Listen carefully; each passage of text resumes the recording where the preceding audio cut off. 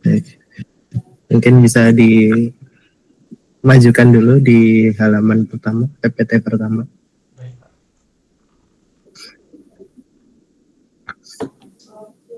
Oke, sebelum dimulai ya, foto sebentar.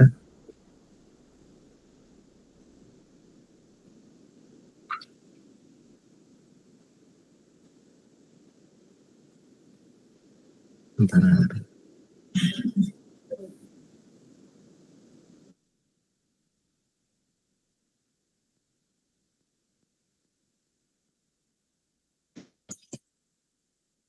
Oke, baik. Selamat pagi. Assalamualaikum warahmatullahi wabarakatuh. Ya, saya ucapkan selamat datang kepada Pak Cahyo selaku penguji dan juga Mas Alvarez ya yang mau diuji untuk hari ini. Hari ini kita akan mengadakan sempro untuk Mas Alvarez Pahlevi Tanjung dengan NIM 2211102069 tentang implementasi Zero Knowledge Proof dalam kurung ZKP untuk verifikasi identitas tanpa mengungkap data sensitif. Nah, nanti Mas Alvarez silahkan presentasi sekitar 15 menit, terus dilanjutkan dengan konfirmasi dan tanya jawab oleh Pak Cahyo, lalu penilaian dan penutup ya. Mungkin nanti untuk nilainya tidak bisa saya bacakan dulu karena masih menunggu nilai dari Bu Triastuti. Oke, sebelum dimulai silakan berdoa dulu. Berdoa dimulai.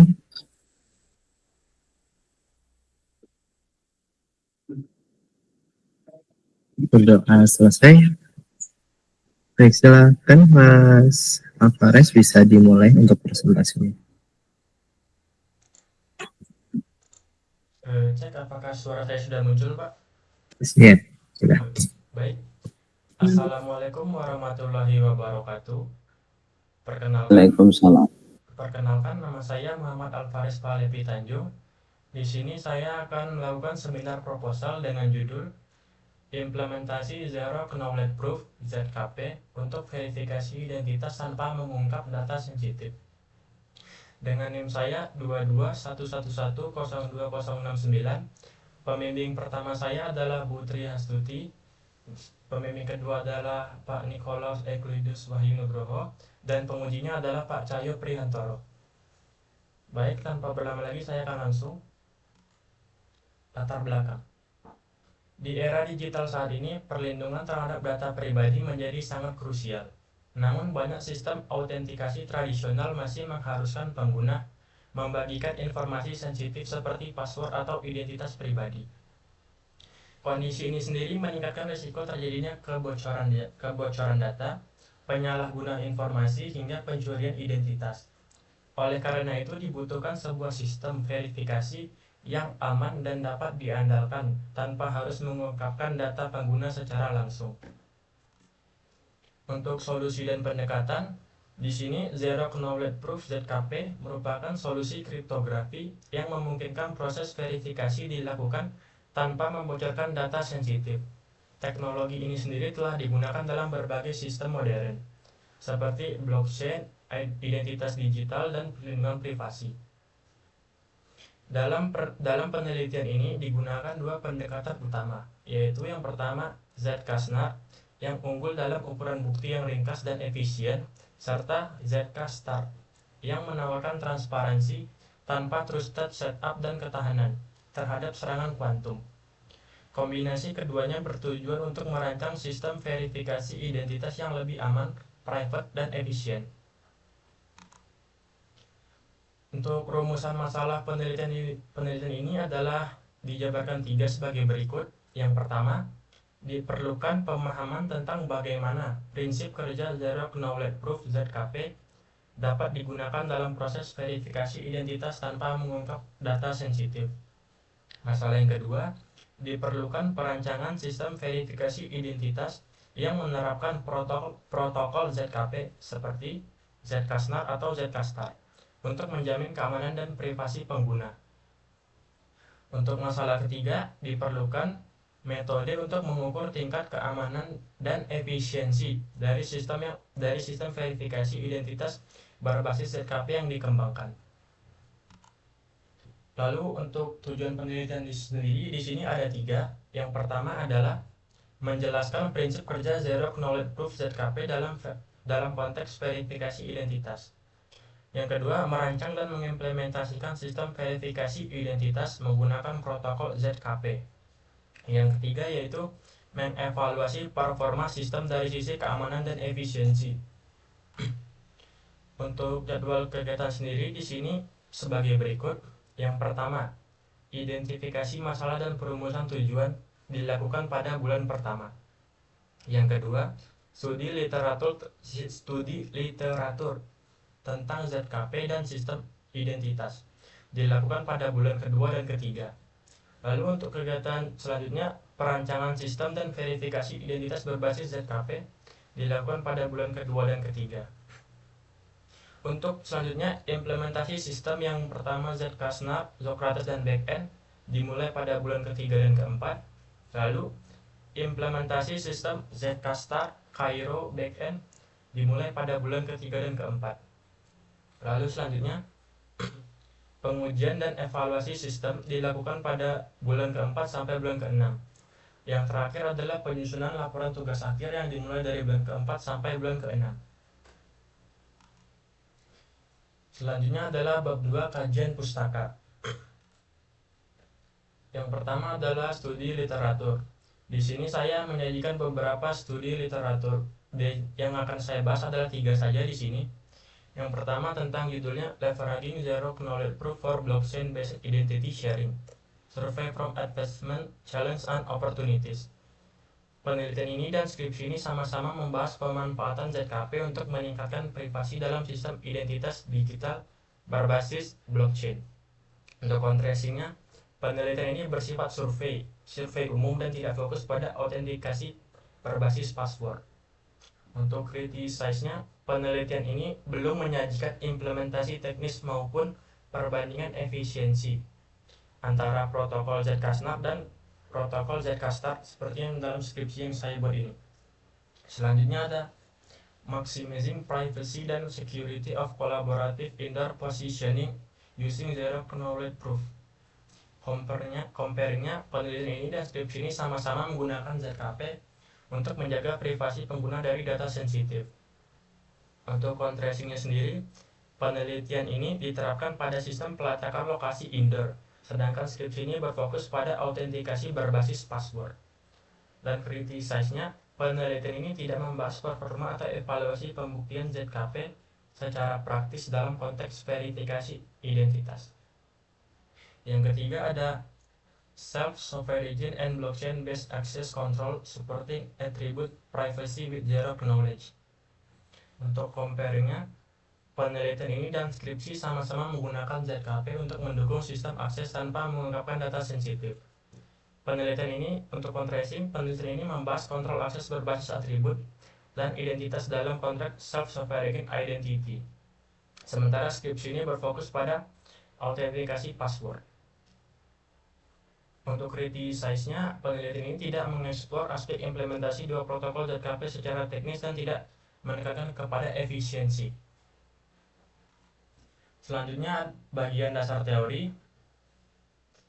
Yang pertama itu Zero Knowledge Proof. Apa sih Zero Knowledge Proof itu? Zero Knowledge Proof sendiri adalah protokol kriptografi yang digunakan untuk membuktikan kebenaran klaim tanpa mengungkapkan informasi itu sendiri. Zero Knowledge Proof sendiri diperkenalkan oleh Goldwasser, Michaeli, dan Rakoff pada tahun 1985. Dan Zero Knowledge ini sendiri memiliki 3 karakteristik utama. Yang pertama itu adalah completeness. Completeness sendiri berarti jika informasi itu completeness sendiri jika prover memiliki informasi yang valid, maka verifier akan selalu menerima bukti valid. Soundness sendiri berarti bahwa jika prover mencoba menipu, peluang terjadinya itu sangat-sangat kecil sekali. Yang terakhir adalah Zero Knowledge. Seperti namanya, Zero Knowledge, nol pengetahuan. Prover tidak memiliki informasi apapun terkait data yang akan dikirimkan. Dasar teori selanjutnya yaitu adalah Z-Kasnar. Z-Kasnar sendiri adalah Zero Knowledge Succinct Non-Interactive Argument of Knowledge. Memiliki karakteristik yang pertama succinct. Succinct ini berarti singkat dan pendek. Yang kedua adalah non-interaktif. Non-interaktif sendiri berarti memiliki makna tidak memerlukan komunikasi bolak-balik, cukup satu arah saja sekali, tapi bisa diverifikasi berkali-kali. Yang terakhir, argument of knowledge. Argument of knowledge sendiri memiliki bukti bahwa jika prover benar, maka informasinya bisa dibuktikan. Tetapi Z-Kasnar ini membutuhkan two-step setup awal, yaitu tahapan pembuatan parameter rahasia yang harus dijaga kerahasiaannya. Jika parameter rahasianya bocor di awal, maka bisa dikatakan Z-Kasnarnya ini sudah gagal. Yang kedua ada Z-Kastar. Z-Kastar sendiri merupakan Zero Knowledge Scalable Transparent Argument of Knowledge. Memiliki karakteristik yang pertama scalable. Scalable berarti bisa menerima banyak data. Yang kedua adalah transparent. Transparent berarti di sini memiliki maksud tidak memerlukan trusted setup seperti yang sebelumnya, yaitu Z-Kasnar. Yang ketiga ada post quantum secure. Berarti Z-Kastar ini sendiri tahan dari serangan komputer kuantum. Untuk selanjutnya ada 3 komponen dari ZKP sendiri. Yang pertama adalah prover. Prover itu adalah yang akan mengirimkan buktinya bahwa dia akan mengirimkan sebuah argumen itu sendiri. Verifier. Verifier yang akan memverifikasi argumen yang dikirimkan oleh seorang prover tadi. Lalu terakhir adalah statement. Statement sendiri berarti di sini kondisinya. Misalnya kondisi yang dikirimkan oleh prover tadi, kondisinya saya mengetahui password yang benar, begitu. Lalu untuk fungsi hash di sini menggunakan 2 fungsi. Kalau untuk Z-Kasnar sendiri, fungsi hashnya adalah Poseidon. Dipilih karena kompatibel dengan Z-Kasnar dan lebih kecil, jadi tidak berat. Yang untuk Z-Kasnar sendiri adalah Pedersen. Pedersen ini fungsi hash yang memang harus digunakan oleh Z-Kasnar sendiri.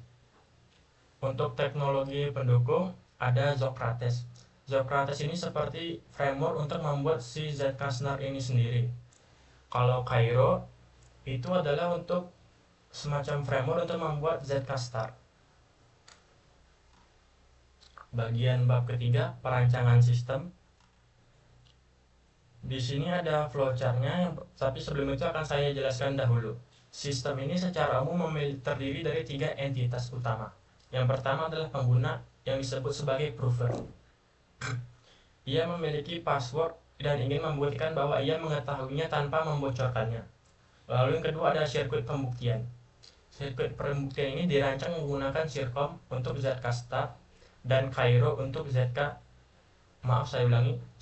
untuk Z-Kasnar dan Cairo untuk Z-Kastar. Lalu yang ketiga ada verifier, yaitu smart contract sendiri. Smart contract-nya ada 2 berada di jaringan blockchain. Yang pertama Ethereum dan Starknet. Ethereum sendiri untuk Z-Kasnar dan Starknet untuk Z-Kastar. Lalu untuk prosesnya sendiri, yang pertama dimulai user melakukan input password di sini. Lalu password tadi dihash dengan function Poseidon atau yang tadi. Lalu setelah itu berhasil, proof akan dibuat dengan ZKP prover. Lalu akan dipilih ingin menggunakan ZK-Star dari Socrates atau ZK-Star dari Cairo. Misalnya jika menggunakan dari Socrates, proofnya akan digenerate menggunakan Socrates, lalu disubmit proofnya ke dalam smart contract validity untuk diverifikasi. Ini verifikasi oleh ZK-Star. Lalu jika hasil verifikasinya tidak valid, aksesnya akan ditolak. Jika verifikasinya valid, maka akses diberikan dan selesai. Begitu juga dengan misalnya menggunakan Cairo tadi, yaitu ZK-Star. Yang pertama proofnya di generate dari Cairo setelah di sini, lalu proofnya disubmit ke smart contract Starknet contract, lalu diverifikasi oleh verifier Star. Jika hasil verifikasinya tidak valid, maka aksesnya ditolak. Jika verifikasinya itu valid, maka aksesnya akan diberikan. Sistemnya selesai. Lalu bagian berikutnya ada skenario pengujian. Sebelumnya akan saya jelaskan dulu, seperti yang tadi, untuk pengujian Zcash-NARK menggunakan Ethereum jaringannya Ethereum Testnet. Sementara Zcash-Start menggunakan Starknet jaringan Starknet Alpha Testnet. Di sini terdapat 4 skenario pengujian. Yang pertama itu skenario password valid. Deskripsinya, pengguna memasukkan password yang sesuai dengan hash yang telah disimpan. Hasil yang diharapkan, proofnya valid, verifikasi berhasil, dan akses diberikan. Lalu skenario kedua, password tidak valid. Pengguna memasukkan password yang salah. Hasil yang diharapkan, proofnya gagal diverifikasi, aksesnya ditolak. Yang ketiga, manipulasi proof. Proof diubah secara manual atau dikirim ulang dari user yang berbeda. Hasil yang diharapkannya sendiri, verifikasinya gagal karena proofnya sendiri tidak sah. Lalu yang terakhir adalah perbandingan efisiensi ZKP. Deskripsinya ini mengukur waktu dan ukuran proof dari Socrates dan Cairo. Lalu untuk hasil yang diharapkan, tentunya Zcash-NARK lebih cepat dan lebih kecil dibandingkan Zcash-Start. Tetapi Zcash-Start itu lebih transparan karena tidak memerlukan trusted setup yang tadi. Baik, sekian presentasi dari saya. Lebih dan kurang mohon maaf. Wassalamualaikum warahmatullahi wabarakatuh. Waalaikumsalam warahmatullahi wabarakatuh.